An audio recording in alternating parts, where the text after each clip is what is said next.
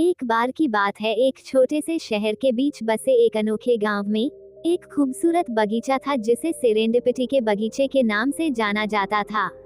ऐसा कहा जाता था कि इसके फूलों की पंखुड़ियों में प्रेम की कहानियां लिखी जाती थी और इसके पत्तों की सरसराहट में फुसफुसाती थी।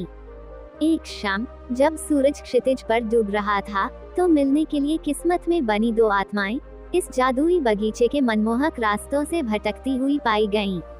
अमन, एक युवा कलाकार जिसका दिल उसके द्वारा चित्रित रंगों की तरह ही जीवंत था, बगीचे में टहलते हुए अपने विचारों में खोई हुई थी। उसका मन प्रकृति की सुंदरता को अपने कैनवास पर कैद करने के सपनों से भरा हुआ था। इस बीच कविता के प्रति जुनून रखने वाला एक कोमल आत्मा नीलू बगीचे के सुगंधित फूलों और फुसफुसाते वादों के बीच प्रेरणा की तलाश कर रहा था। उनके रास्ते एक सुनसान कोने के पास मिले, जहां डूबते सूरज की सुनहरी चमक में नहाया हुआ एक अकेला बेंच थके हुए यात्रियों का इंतजार कर रहा था।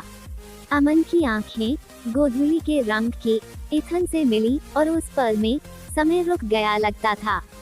एक चिंगारी थी, एक ऐसा संबंध जो शब्दों से परे था, और वे खुद को एक दूसरे की ओर ऐसे खींचते हुए पाते थे जैसे किसी अदृश्य शक्ति द्वारा खींचे गए दो चुंबक।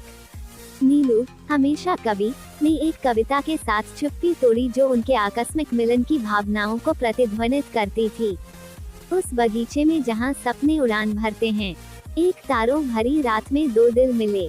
फूलों और फुसफुसाती आहों के बीच रंगीन आसमान के नीचे प्यार खिल उठा। अमन का दिल उसके शब्दों की लय पर नाच उठा और उसने एक मुस्कान के साथ जवाब दिया जिसने बगीचे को हजारों जुगनुओं की तरह रोशन कर दिया।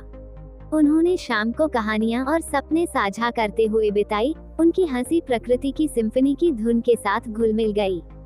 जैसे ही चांद आसमान में ऊंचा उठा, बगीचे पर अपनी चांदी की चमक बिखेरते हुए ईथन ने अमन का हाथ अपने हाथ में लिया और प्यार के शब्द फुसफुसाए जो रात की शांति में गूंज उठे। और उस पल में फूलों की खुशबू और पत्तों की कोमल सरसराहट के बीच उन्हें पता था कि उन्हें कुछ दुर्लभ और अनमोल मिल गया है, एक ऐसा प्यार जो समय की कसौटी पर खरा उतरेगा।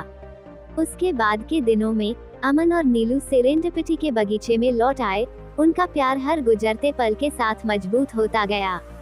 उन्होंने पेंटिंग की, उन्होंने लिखा, उन्होंने हंसे और उन्होंने प्यार किया। उनके दिल बगीचे की दीवारों को सजाने वाले आईवी की तरह आपस में जुड़े हुए थे।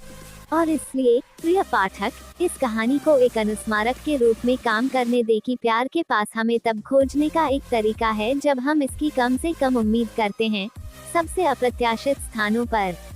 क्योंकि सेरेंडिपिटी के बगीचे में जहां सपने उड़ान भरते हैं और प्यार हमेशा खिलता है, कुछ भी संभव है।